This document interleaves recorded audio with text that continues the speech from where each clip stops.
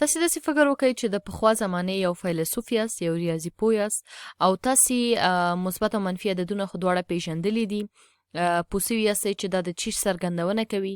د هغو په ضرب کې هم مثالونه تاسې کاره کړي دي چې څه رقم منفي عددونه او مثبت عددونه سره ضرب کېږي. د دوی د علامو حاصل چې شی اوسي، که دوه منفي عدد سره ضرب سي، یعنې که دوه منفي عدد سره ضرب سي د دې حاصل مثبت کېږي، او که دوه مختلف العلامه عددونه لکه منفي ضرب د مثبتو سي دا منفي کېږي. اوس تاسې غواړئ په دې کې لږ ذره نور هم ژور فکر وکئ چې دغه څنګه کېدلی سي دوه مختلف العلامه عددونه مساوي د یو منفي عدد سره سي، او دوه هم علامه عددونه خصوصا منفي او منفي مساوي د یو مثبت عدد سره سي. راځو په دې کې لومړی ساده مثالونه کارو، لکه که ولیکو دوه ضرب د دریو. تاسې ګورئ دلته دغه دواړه عددونه چې دي مثبت عددونه دي.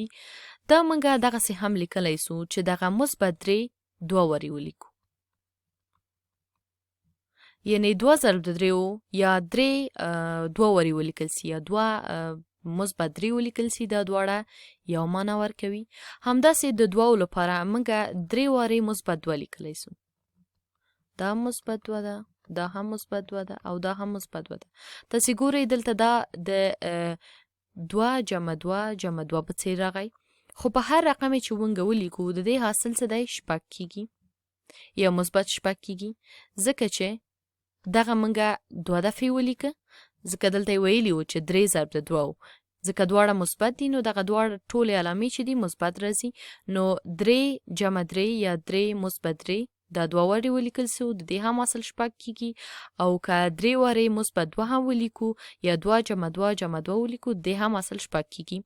خو که د دوی څخه یو عدد منفي اوسي، مثلا خپله دوه ولیکو ضرب ده دغه مثبت درې چې دا منفي درې سي، منفي درې. نو د دې ځایه موږ لیکلی سو چې دوه منفي درې سره جمع سي، یعنې داسې لیکلی سو چې هر عدد دی، هر عدد وي دا سره جمع سي. دا عدد چې دی دا منفي درې ده.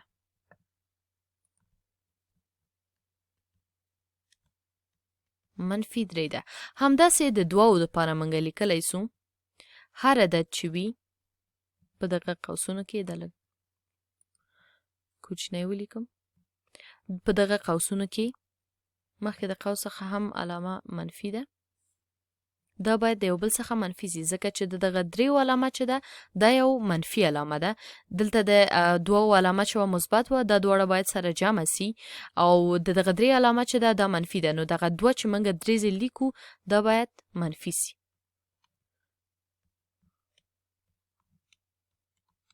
اوس تاسې ګورئ که دغه منفي په دغه جمع سره ضرب سي نو دا منفي درې منفي درې کېږي، یعنې دا او دا دواړه یو شی دي.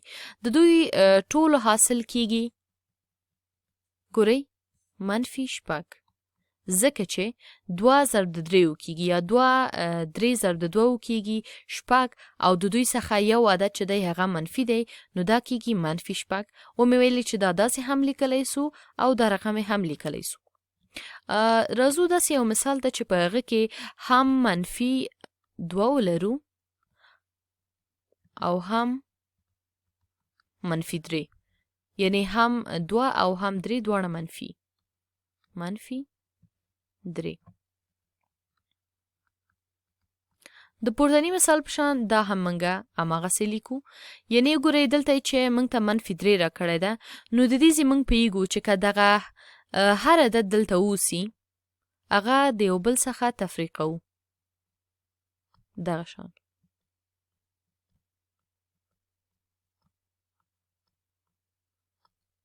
صحیح ده. او دغه عدد چې دی زموږ دا منفي دوه دی، دلته لیکلی سو منفي دوه. همداسې راځو منفي دریو ته.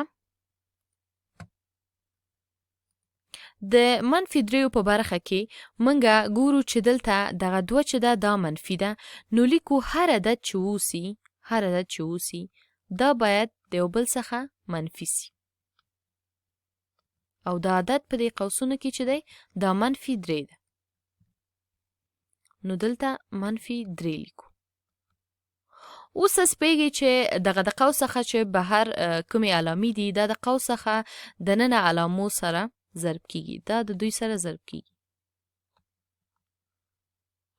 نو که دا د دوی سره ضرب سي منفي ضرب د منفي، منفي ضرب د منفي، همداسې دا د ټول مثبت کیږي، یعنی دغه ټول 3 دانې مثبت 2 کیږي چې 3 دانې مثبت 2 مساوي د مثبت 6 سره کیږي.